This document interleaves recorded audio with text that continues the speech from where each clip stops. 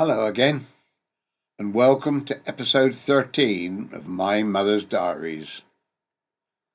I'm Andy Vining, and each episode I open pages of my mother's diaries, written day by day on our family farm in Hampshire in the late 1940s. Through her words, we step back into a world of farming, family, village life, and the small everyday moments that quietly made up a life. And this is December 1949. November arrived with the evenings growing darker and the air noticeably colder.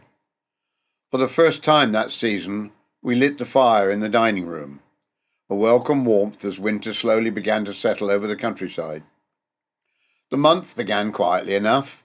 I finished the ironing one afternoon before heading to the Ritchie Hall for dancing. Later that evening, Jess Roffey came to visit and stayed chatting for hours. It was lovely to hear how much they were enjoying the puppy they had bought from us. The next day brought a visit to the hairdressers and a stop at Beechcroft to see Mother. The evening was spent stitching away at my evening frock, which seemed to occupy many evenings this autumn for me. Life returned to its normal routine as the girls went back to school. One evening, we all went to the pictures with the Parkers and the Beatons to see Barclays of Broadway, a very cheerful movie and an outing before returning home to the quiet of the farm. One day I worked steadily on the frock from morning until evening, finally finishing it about 7:30. Mother and Bella arrived to stay the night, because later we all went off to a young farmers' club dance in Romsey, which turned out to be a really splendid evening. The weather soon turned miserable, though. Bonfire night arrived under heavy rain that seemed to fall without stopping. John still went to football as usual in the afternoon, though by evening the rain had eased enough for fireworks. The Deans came up and afterwards joined us inside for supper, and we had a great evening. Lovely fireworks show, all very well, and the children thoroughly enjoyed it. The following Sunday was calmer. We enjoyed roast pheasant for dinner and spent a lazy afternoon and evening in the dining room sitting by the fire. Much of November was filled with ordinary work around the house. Ironing, sewing and mending continued to fill the afternoons. One evening I went to what Joan called a hen party at her house, a gathering of the women local for conversation and laughter. Dancing at the hall continued as usual every week, and I spoke to Betty on the telephone one evening when she returned home for a visit to Beechcroft. Trips into the village were frequent. One morning I went up to the Dean's house to fetch Heather before heading to Romsey with a calf. While there I bought Mother a pair of slippers for her birthday. Later we called on Marjorie Rest and Joan, returning home for tea with Mother and Bella. Farm work was beginning to move into its winter phase. The thrashing tackle arrived again, ready to bring in work on the barley this time, though heavy rain delayed the start, unfortunately. So instead we drove into Eastleigh to arrange the Growmore dinner before returning home for a quiet evening in the dining room by the fire. The following day was brighter. I spent the morning cooking while Nora and her family called in. John went off to football at the Dell again, and then in the evening to a Masonic meeting in Hursley, though he had to return early when one of the calves became ill and he had to look after it. Sadly, the calf died the following day. Very unfortunate and a sad loss of one of our lovely heifers. That same afternoon, Ken Jenkins and his wife Moira came to visit, and he and John spent much of the day discussing the plans for the new cowsheds on the farm. I just wish they'd stop talking about it and actually get on and do some work. The middle of the month brought a rather dramatic start to the day. The bull managed to get loose in the yard, which meant a very early and rather sudden awakening for everyone. Then, when things were safely under control, I continued with the washing, before making a quick trip to Southampton. Soon afterwards, the weather cleared and the barley thrashing finally began. The work continued steadily until the last of it was finished, and the yield this year turned out to be very, very good indeed. Evenings often ended with walks to Beechcroft to see Mother, or visits at Joan's house on the way home. and soon afterwards Mother left to spend some time with Betty at her new house. Back at the farmhouse, I planted forget-me-nots in the garden and eventually managed to finish a large pile of darning that had been waiting for me for weeks. Of course, the moment one pile was finished, another seemed to be appearing. Winter preparations had begun in earnest. One afternoon I started preparing the fruit for the Christmas puddings, which soon would be boiling in the kitchen. Stormy weather returned again, rain and gales battering the house. That evening I curled my hair, had a long bath, and went to bed early for once. A good night's sleep was necessary. Tripped into the village provided the opportunity to begin a little Christmas shopping. Joan came to visit in the afternoon, and that evening we all went to a young farmers' club's dance at the Cadina in Winchester, with the usual crowd. It was good fun.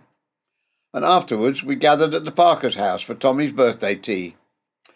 The following morning was spent finishing the Christmas puddings. They sat boiling away in the kitchen, and Marjorie came to visit in the afternoon. That evening John went to football before taking part in a Growmore quiz with Frank Dean. Then, in the evening, Nora called for eggs and bacon, and it was late before everyone finally went to bed. Family gatherings continued throughout the month. Les and Joan came to tea one day, while the Parkers arrived later that evening as Tommy's birthday celebrations continued. Soon afterwards came a special day for John and me. It was our wedding anniversary, 22nd. We'd celebrated with dinner at Greenaway's together with the Beatons, the Parkers and the Deans. And later everyone came back to our house and the evening turned into a very cheerful evening. Life quickly returned to its usual rhythm after the celebrations. There was dancing again at the hall, while John spent one evening helping cut up bacon for the Beatons and the Parkers. Weather, unfortunately, developed a nasty chest cold about that time, which worried us all, and so she had to be kept warm and in bed. She's only small, poor little thing. It would help if we had some electricity to keep the place warm, but goodness knows when we will get that. The weather turned unpleasant again, damp and muggy. Phil and Eric Coates came for supper one evening, and another night brought a grand occasion. We attended the ball at the Polygon as guests of John and Joan Bucket. It was an enjoyable evening, though I must admit we missed our usual group of friends, as we didn't know many people there that evening. Mother came back to stay the night afterwards, and the final days of November passed quietly. Shopping trips into the village were followed by attempts to catch up with the ever-growing pile of darning. Tommy dropped in for a chat while John attended an NFU meeting in Romsey. Rain continued to sweep across the countryside, and Julie Dean came for lunch one day while Nora and her family called in later. One morning I spent hours sewing up Heather's eiderdown after the feathers escaped everywhere across the kitchen. What a mess it made. Now John seemed to be catching a cold as well. On the quiet Sunday I walked to the cemetery with some flowers and laid them on Father's grave. A sombre moment again, remembering my wonderful dad. Later we allowed the children a day off Sunday school, and Jennifer invited the Deans for lunch. That evening we went over to the Beatons' house. The final week of the month slipped by quickly. One morning I actually woke up at 4:30 in the morning and tried to get back to sleep, but it didn't work, so I got up early and I completed the ironing later in the morning.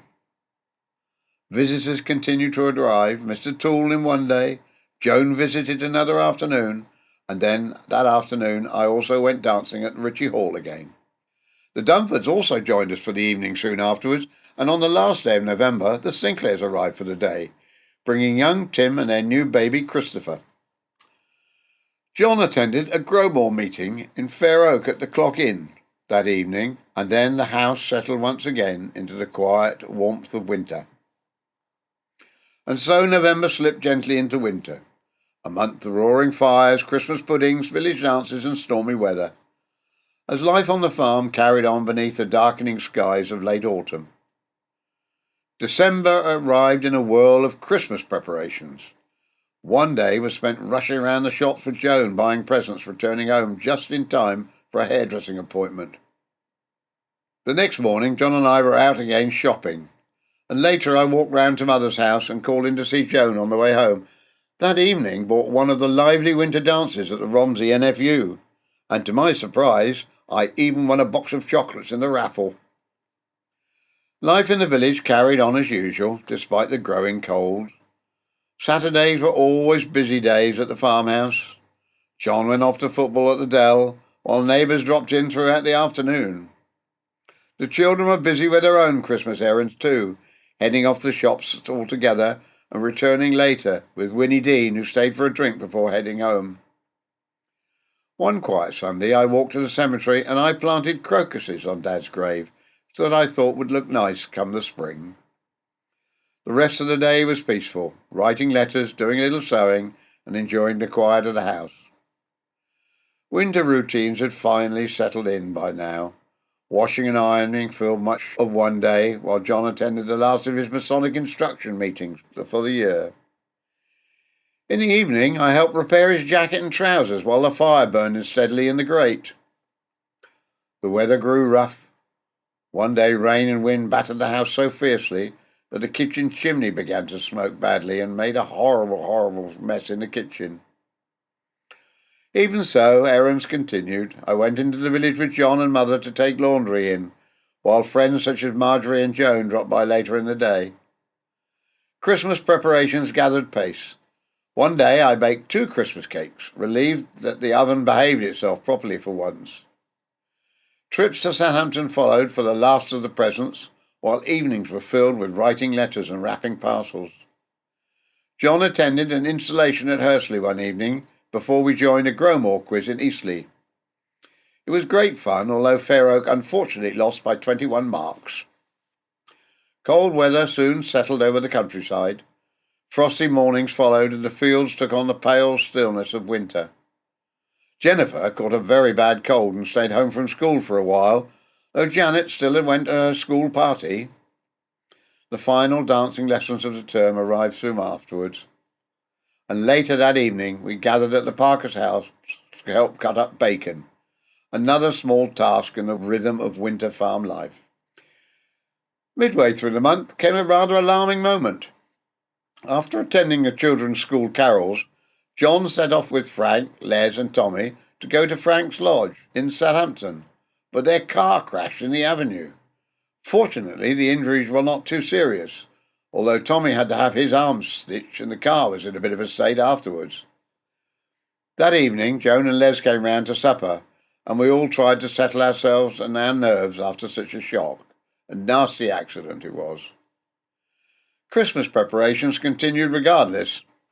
Heather became even more poorly, and we made a hurried trip to Southampton while out shopping to take her to the hospital, but they didn't seem to think anything was much wrong with her.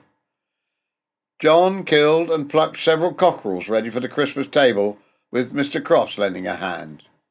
The kitchen became a whirl of feathers, cooking and visitors as neighbours dropped in throughout the week. Party invitations were written and delivered while the house slowly filled with decorations. The final week before Christmas was wonderfully hectic. There was washing to finish, presents to wrap, and visitors arriving almost every day. Mother went to stay with Betty for Christmas, while the girls attended parties with their friends from school. The Christmas cake received its final omelette icing, and soon afterwards the tree went up in the house and decorations appeared in every room, with Andrew making his long holly chains hanging in the hall. I even spent time drawing chickens and turkeys for different people, a little tradition that seemed to grow every year. More and more people were buying chickens from us. I think we might make a bigger business of it in years to come. Christmas evening arrived in a rush of activity. A joint was cooked early in the morning, while John went to football as usual. Cakes were iced, parcels finished, and a quick dash made to Beechcroft to borrow a last few things.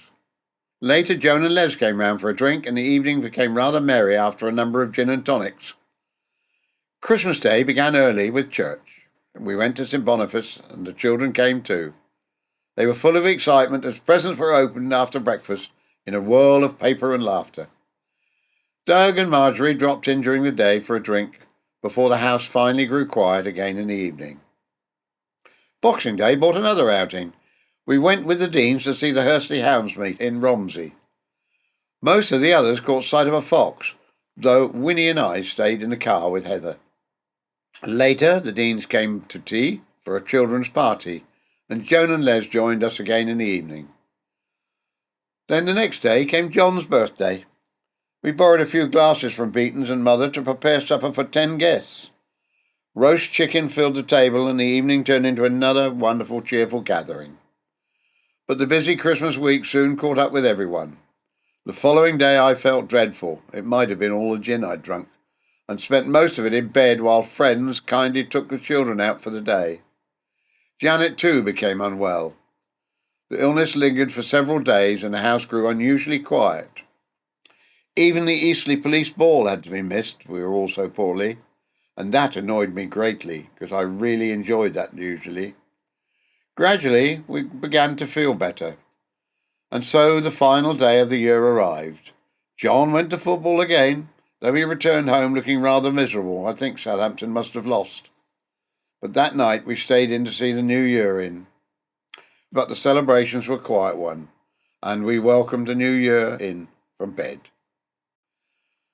And so the year of 1949 quietly came to its end. Looking back through the diary pages, it's been a year full of life on the farm. There have been calves born, puppies born, ducks born, chickens hatched, and ponies at gymkhanas. There were dances in the village hall, tennis matches in the long summer evenings, and cups of tea, hundreds of cups of tea shared endlessly with neighbours and friends. There were hayfields glowing in the summer sun, harvest days filled with dust and hard work, seaside holidays where the children built sandcastles and laughed in the salt air. There were trips to markets and country shows, a grand day at the dairy show in London, and even an evening at the theatre watching Brigadoon. There were worries too, storms that battered the farm, animals lost, illnesses in the family, and the endless work that farming life demanded. But through it all, the rhythm of life continued. The washing was done, the crops were gathered, jam was bottled, Christmas puddings were boiled, neighbours called in for eggs and bacon and chicken, friends gathered for supper, and each day, quietly and faithfully, my mother wrote it all down. Not the great events of history, but the ordinary moments that truly, truly make up life. And so 1949 closes. A year of seasons, turning, children growing, friendships shared, and farm life faithfully recorded. One ordinary, extraordinary day at a time in my mother's diaries. So until next Sunday, when we open the diaries on a new decade, the 1950s, thank you for listening to My Mother's Diaries. I'll see you next Sunday.